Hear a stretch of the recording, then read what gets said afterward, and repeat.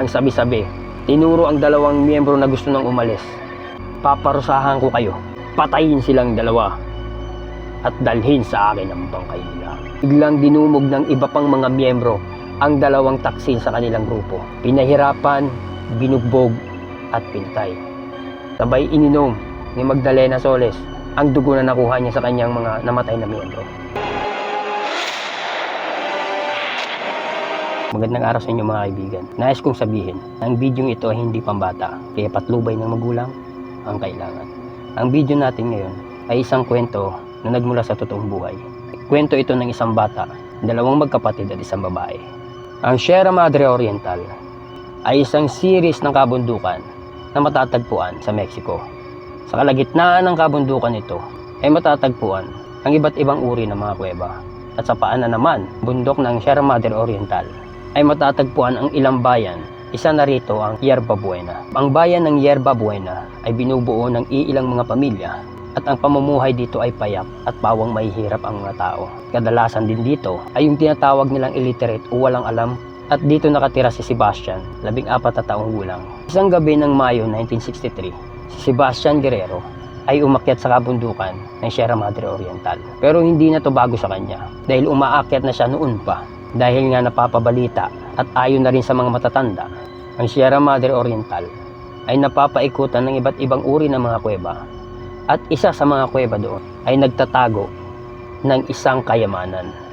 Kaya ganun na lang ang pagnanasa ni Sebastian Guerrero na umakyat sa bundok ng Sierra Madre Oriental at pumasok sa mga kuweba doon upang hanapin ang naturang ginto.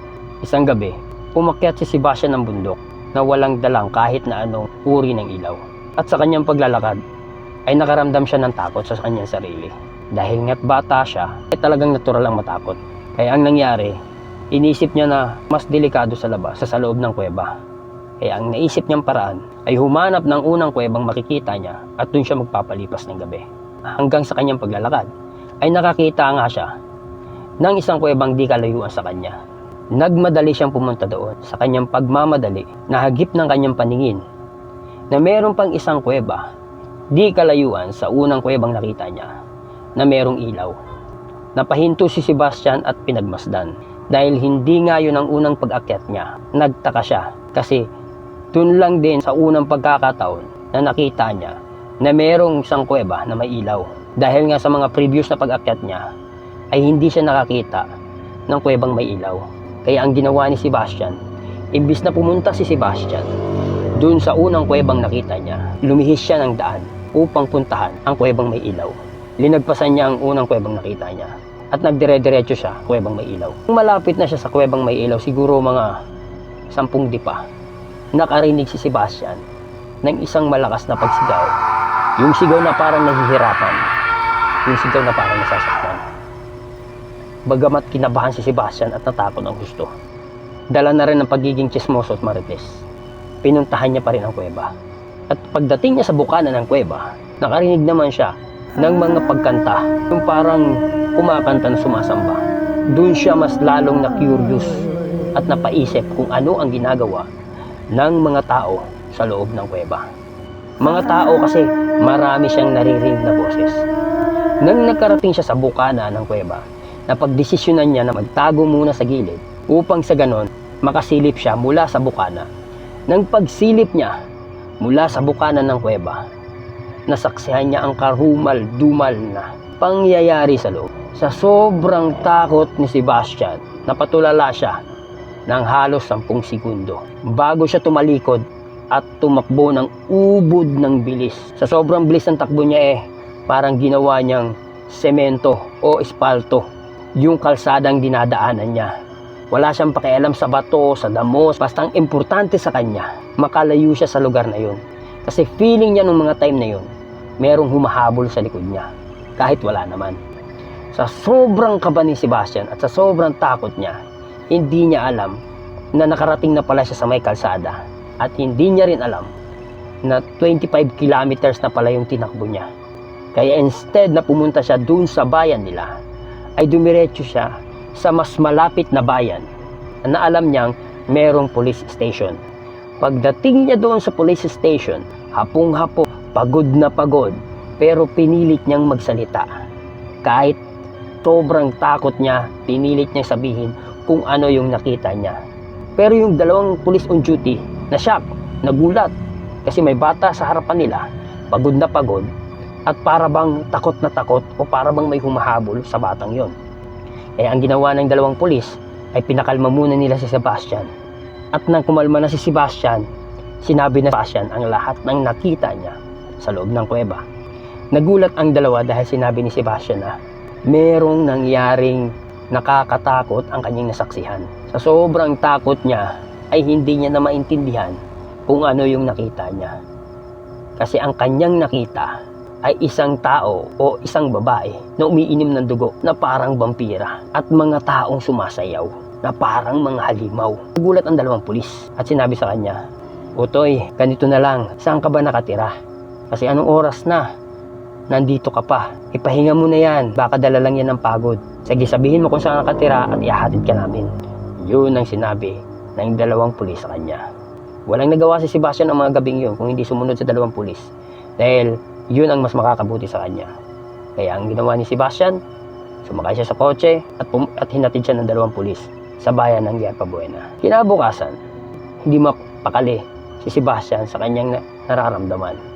Ang ginawa niya, pumunta siya uli doon sa Villagrán at pinuntahan niya ang police station at kinausap niya uli ang mga pulis na nakausap niya kagabi. Sabi niya sa mga pulis, "Pumunta po kayo, meron po talaga akong nakita, kailangan niyong pumunta, kailangan niyong tulungan yung mga tao doon. Meron po kasing nangyari, merong pinatay, merong umiinom ng dugo, please, pumunta po kayo." At ang sabi naman ng pulis, "O sige Utoy, para hindi ka na maging makulit yan, pupuntahan natin yon.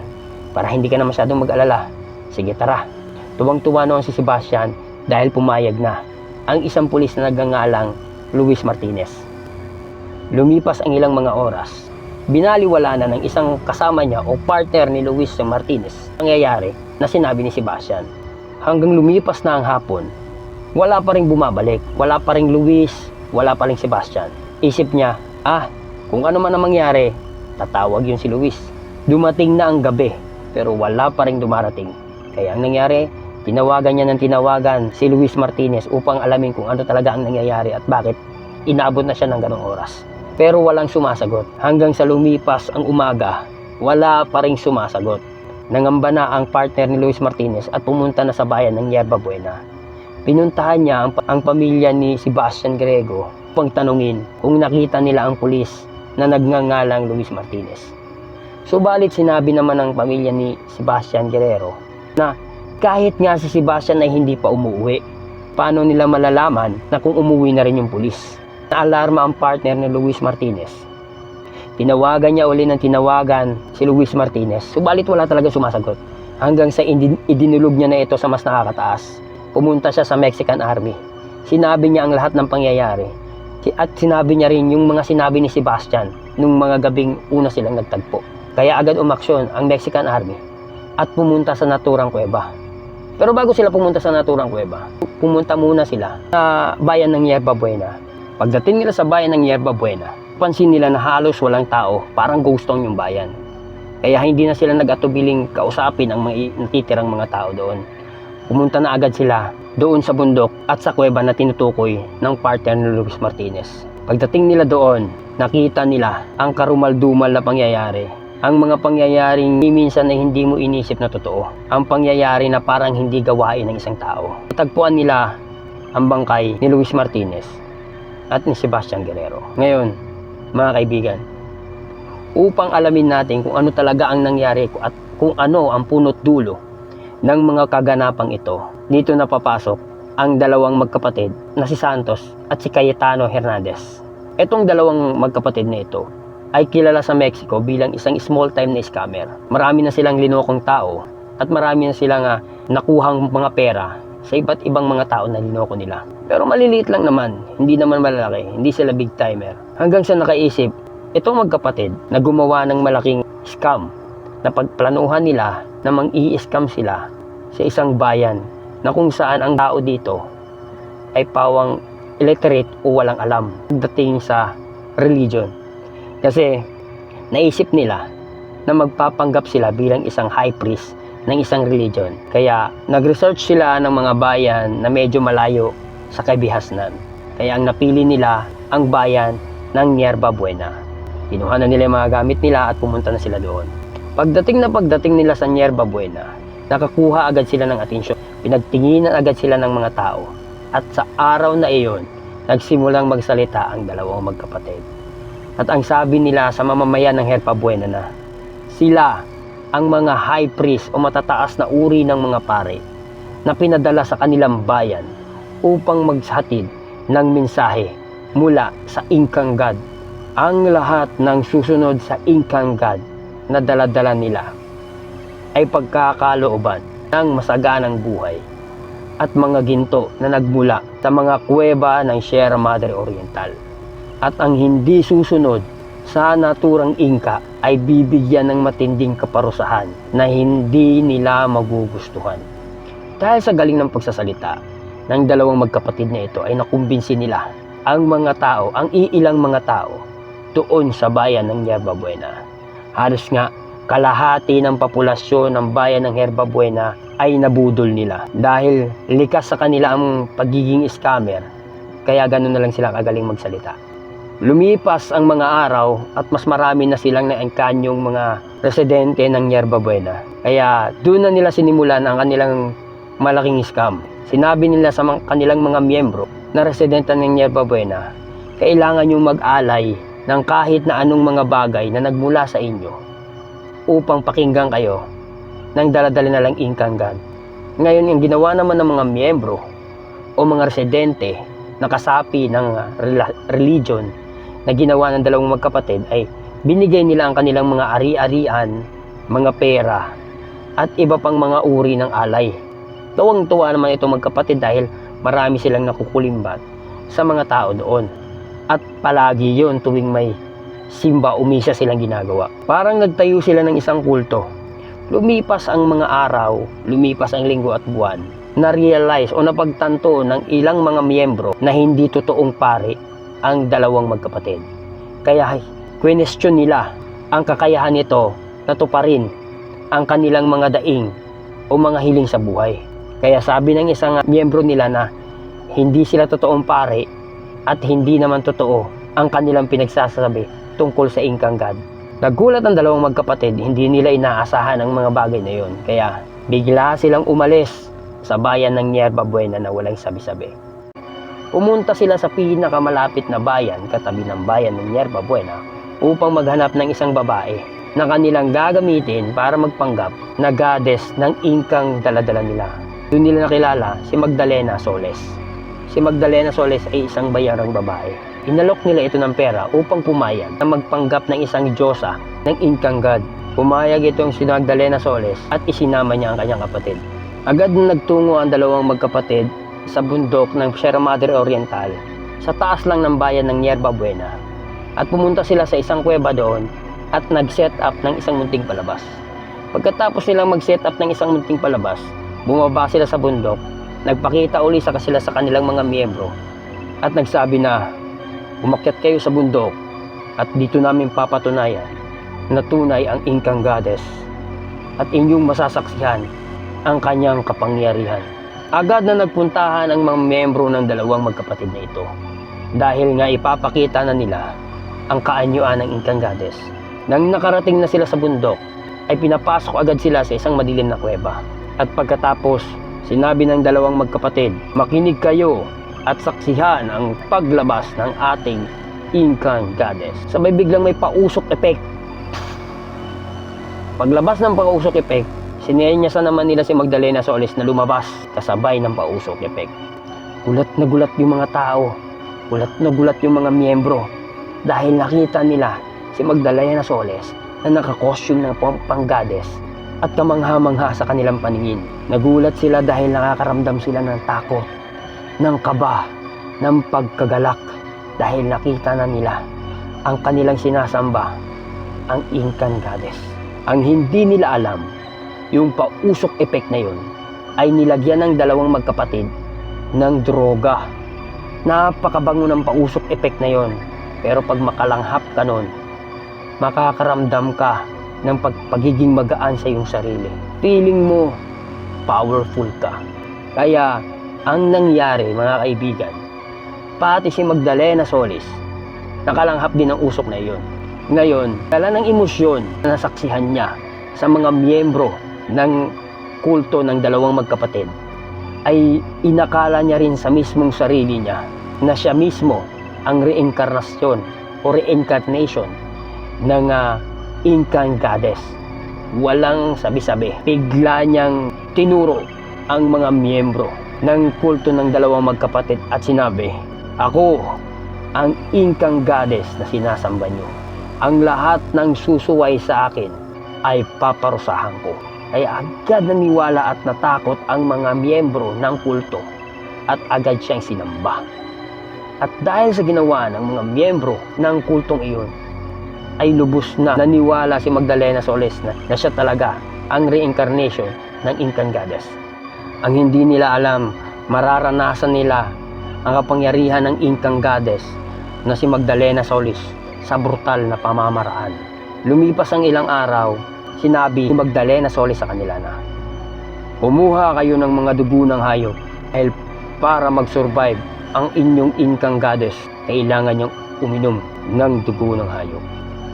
Agad na nagsikalat ang kanyang tagasunod at pumatay ng sarili nilang mga alaga upang ialay ang dugo kay Magdalena Solis. Ang hindi nila alam, yung dugong kinuha nila mula sa mga hayop nila ay nilagyan ng dalawang magkapatid ng droga na naman. Ininom ito ni Magdalena Solis at pagkatapos niyang inumin, ipinainom niya rin ito sa mga nasasakupan niya. Ganon at ganon ang nangyayari hanggang lumipas lang ang ilang mga linggo. Naubos ang mga alagang hayop ng mga miyembro ng kultong itinayo ng dalawang magkapatid. At sa pagkakataon ding iyon ay merong dalawang miyembro na nag-aklas o nag-isip na gusto nilang tumiwalag sa kultong iyon. At nang malaman ito ni Magdalena Solis, nagpatawag siya ng emergency meeting o emergency pagsamba. Pinaakyat niya sa bundok ang mga miyembro niya at tumayo siya sa kanilang harapan at walang sabi-sabi. Tinuro ang dalawang miyembro na gusto nang umalis. At sinabi ni Magdalena Solis na, "Mga tampalasan kayo, paparusahan ko kayo. Parusang naaayon sa inyong pagtataksil." Biglang sumigaw si Magdalena Solis na, "Patayin silang dalawa at dalhin sa akin ang bangkay nila." Walang sabi-sabi, walang ano-ano. Biglang dinumog ng iba pang mga miyembro ang dalawang taksil sa kanilang grupo. Pinahirapan, binugbog at pinatay. Pagkatapos nilang gawin ang mga bagay na iyon, dala nila ang bangkay sa harap ni Magdalena Solis. At sinabi ni Magdalena Solis na isabat ito sa mga tipak ng bato. Pagsapit ng mga miyembro nila sa dalawang taong taksil, sinahod naman ni Magdalena Solis ang kalis doon sa paanan ng dalawang taong nakabitin sa dalawang tipak ng bato upang akurin ang dugo na nagmula sa tao. Sabay ininom ni Magdalena Solis ang dugo na nakuha niya sa kanyang mga namatay na miyembro. At ng mga oras na yon ay napagtanto ni Magdalena Solis na hindi sapat ang dugo ng hayop para siya ay mabuhay. Kaya idineclare niya o sinabi niya sa kanyang mga nasasakupan, ang kailangan niya lang daw ay ang dugo ng tao. Kaya ang nangyari, kapag ginaganap nila ang kanilang pagsamba kay Magdalena Solis, ay namimili sa Magdalena Solis ng susunod na human sacrifice upang ialis sa kanya ang dugo nito. Ang ginagawa ni Magdalena Solis, pinapatayo niya ang kanyang mga miyembro sa isang madilim na kuweba at tinuturo ang kanyang matitipuhan. At walang sabi-sabi, kahit kamag-anak pa nila ang naturo ni Magdalena Solis, ay papatayin nila. Ganon kabutal ang nangyari ng mga panahong iyon. Meron pang sinabi si Magdalena Solis na mas gusto niyang pinapahirapan ang human sacrifice upang mas masarap ang dugo nitong iinom ni Magdalena Solis. Kaya naging ritual na ni Magdalena Solis na pagkatapos patayin ay lalaslasin niya ang tiyan at kukunin ang puso. Kaya yun ang mga kaganapan na nasaksihan ni Sebastian Guerrero nung nakapunta siya sa kuweba at nakita niya ang mga pangyayaring pinaggagawa ng grupo ni Magdalena Solis. At kaya hindi na nakabalik si Sebastian at si Luis Martinez sa bayan ng Yerba Buena ay dahil pinatay na ng mga miyembro ni Magdalena Solis yung dalawa. Malamang ininom din yung dugo nila at ginawa din silang human sacrifice. Kaya nang malaman ni Magdalena Solis na isang officer o isang pulis ang pinatay niya, inalarma niya agad ang kanyang mga miyembro na maghanda dahil merong isang gerang paparating. Kasi alam niya na re-respack yung lokal na gobyerno at mga kapulisan. Pagdating ng mga sundalo sa kuweba, nakita nila na armado ang mga miyembro ni Magdalena Solis. Nagkaroon ng komosyon, nagkaroon ng tagaan at nagkaroon ng barilan. Hindi nanalo ang mga miyembro ni Magdalena Solis at maraming nasawi. At nang nasukol na nila ito, ang iba dito ay hindi na lumaban. Namatay sa engkwentro ang dalawang magkapatid ni Hernandez. At si Magdalena Solis, kasama yung kapatid niya, buhay. Pero nahuli nila ito. At sa mga bangkay na pinatay, wala halos makilala ang mga sundalo, maliban kay Sebastian at kay Luis Martinez. Kasi kadalasan ng mga bangkay na nandoon ay pawang naaagnas na. Ayon sa mga sundalo, mga 15 katao ang pinatay doon at inalay para sa kanilang goddess na si Magdalena Solis. At nang mahuli si Magdalena Solis, ay pinatawan siya ng 50 years na pagkakakulong. Ganon din sa kanyang kapatid. At ang iba pang mga involved na kanyang mga miyembro ay pinatawan naman ng 30 years na pagkakakulong. Subalit, hindi nila inaasahan na hindi magtitistigo ang mga miyembro nito. Mas pipiliin pa nilang makulong kaysa tumistigo sa mga ginawa ng kanilang goddess na si Magdalena Solis. Meaning, mas takot pa sila kay Magdalena Solis kaysa sa mga otoridad. Kaya ang nangyari, namatay si Magdalena Solis sa kulungan. At dito nagtatapos ang kwento natin mga kaibigan. Sana nagustuhan ninyo. Kung gusto nyo ang mga ganitong kwento, mga ganitong video, please consider subscribe. At i-click nyo na rin ang notification bell. At i-share nyo na rin sa mga kaibigan nyo. Maraming salamat mga kaibigan. Abangan na lang nyo ang mga susunod na video. Thank you for watching.